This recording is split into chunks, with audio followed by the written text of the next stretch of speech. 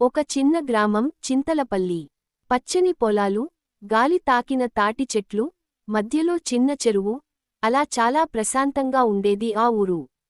ఆ ఊరిలో రాము అనే ఓ యువకుడు ఉండేవాడు. అతనికి ఒకే ఒక ఆధారం, అతని అమ్మ లక్ష్మమ్మ. రాము చిన్నప్పుడే తన తండ్రిని కోల్పోయాడు. కాని లక్ష్మమ్మ ఎంతో కష్టపడి అతన్ని పెంచింది. రాము, మన దగ్గర డబ్బులు లేకపోయినా, మన దగ్గర మనసు ఉండాలి అని ఎప్పుడూ చెప్పేది లక్ష్మమ్మ. రాముకి ఒక మంచి స్నేహితుడు కూడా ఉన్నాడు, సురేష్. ఇద్దరూ చిన్నప్పటి నుంచే కలసి పెరిగారు. కానీ సురేష్ కొంచెం స్వార్థపరుడు. ఒకరోజు రాము అమ్మ దగ్గరికి వచ్చి, అమ్మా, నేను బయటకి వెళ్లి పని చేసుకుని వస్తాను. మన జీవితం మారాలి అన్నాడు. లక్ష్మమ్మ కంగారుపడుతూ, బిడ్డా, ఈ లోకం అంత సులభం కాదు. కాని నీపై నాకున్న నమ్మకం పెద్దది. జాగ్రత్తగా వెళ్ళు అంది. అలా రాము ఒక చిన్న సంచితో బాటసారిగా బయలుదేరాడు. మధ్యలో అడవులు, కొండలు దాటుతూ రాము వెళ్తున్నాడు. ఒకరోజు రాత్రి అయ్యేసరికి అతను అలసిపోయి ఒక చెట్టు కింద కూర్చున్నాడు. అప్పుడే ఒక అజ్ఞాత వ్యక్తి, స్ట్రేంజర్, అక్కడికి వచ్చాడు. అతను చాలా వృద్ధుడిలా కనిపించాడు. బిడ్డా, నీ దగ్గర తినడానికి ఏదైనా ఉందా అని అడిగాడు. రాము తన దగ్గర ఉన్న ఒకే ఒక్క రొట్టెను తీసి, ఇది తీసుకో తాతయ్య, మన ఇద్దరం పంచుకుందాం అన్నాడు. ఆ వృద్ధుడు చిరునవ్వు నవ్వుతూ, నీ హృదయం చాలా మంచిది. నీకు త్వరలో అదృష్టం కలుస్తుంది అన్నాడు. రాము ఆశ్చర్యపోయాడు. కాని ఏమీ అడగకుండా నిద్రపోయాడు. మరుసటి రోజు రాము లేచేసరికి తన సంచిలో ఒక చిన్న బంగారు నాణెం కనిపించింది.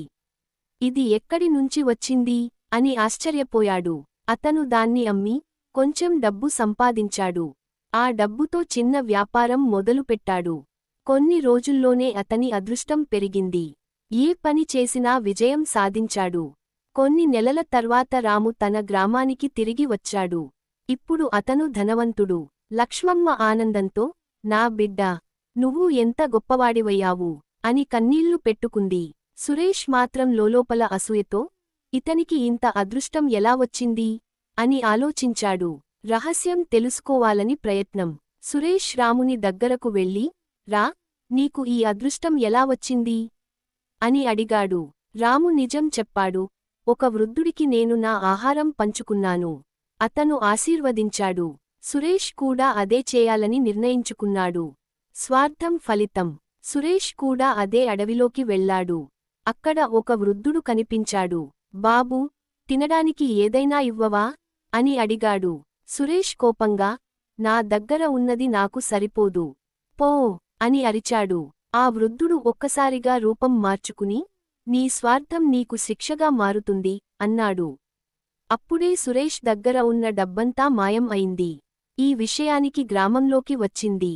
గ్రామ పెద్ద రామయ్య అందరినీ పిలిచి చెప్పాడు. మనిషి విలువ అతని సంపదలో కాదు, అతని మనసులో ఉంది. రాము మంచి మనసుతో ఉన్నాడు. అందుకే అదృష్టం అతనిని చేరుకుంది. ఒకరోజు రాము మళ్ళీ ఆ అడవికి వెళ్లాడు. ఆ వృద్ధుడిని కలిశాడు. తాతయ్య, మీరు ఎవరు అని అడిగాడు. వృద్ధుడు చిరునవ్వు నవ్వి, నేను నీ హృదయాన్ని పరీక్షించడానికి వచ్చిన వాడిని. నీ మంచితనం నీ అదృష్టాన్ని సృష్టించింది అని చెప్పి అదృశ్యమయ్యాడు. రాము జీవితం ఇప్పుడు పూర్తిగా మారిపోయింది. చింతలపల్లి గ్రామంలో అతను అందరికీ ఆదర్శంగా మారాడు. అతని అమ్మ లక్ష్మమ్మ ఆనందంతో రోజూ దేవుడికి దీపం పెట్టేది. కాని ఒక రాత్రి రాముకు విచిత్రమైన కల వచ్చింది. ఒక పెద్ద అడవి, అదే వృద్ధుడు, కాని ఈసారి అతని కళ్లలో ఒక గంభీరత. రాము, నీ అదృష్టం ఇంకా పూర్తికాలేదు. నిజమైన పరీక్ష ఇప్పుడు మొదలవుతుంది అని చెప్పి మాయం అయ్యాడు.